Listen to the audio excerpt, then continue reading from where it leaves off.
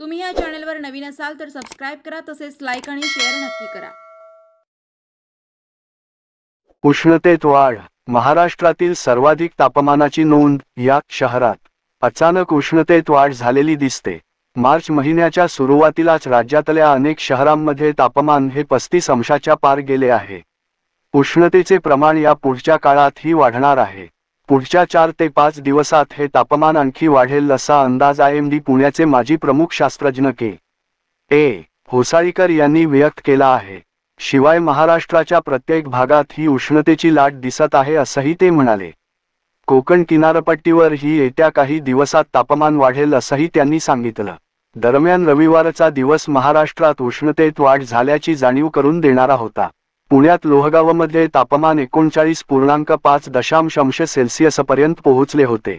शिवाय सोलापूरचे तापमान ही 40 अंशाच्या जवळपास होते। हे कडक उन्हाळ्याचे लक्षण मानले जाते।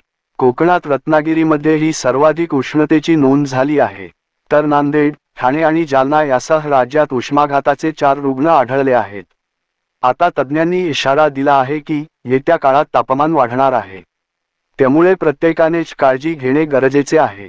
पुण्यासह मध्य महाराष्ट्रातील इतर प्रदेशांमध्ये सोलापूर 39.1 अंश सेल्सिअस, सांगली 38.5 अंश सेल्सिअस आणि सातारा 38.2 अंश सेल्सिअस इतके सामान्यपेक्षा जास्त तापमान नोंदवले गेले आहे, ज्यामध्ये 2 ते 3 अंश सेल्सिअसचा फरक होता।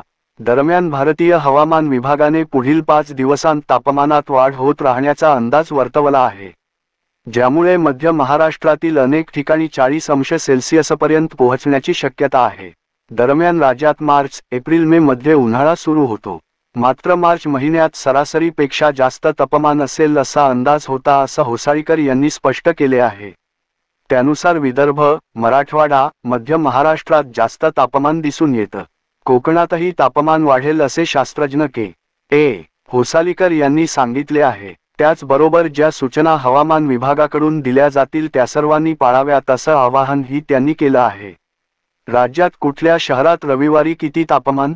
परभणी 37.9, उदगीर 37.1, कोल्हापूर 36.5, सातारा 37.6, धाराशिव 37.2, जेऊर 38.5, बारामती 36.4, सांगली 39, नाशिक 36.3, सोलापूर 39.4, पुणे 37.5,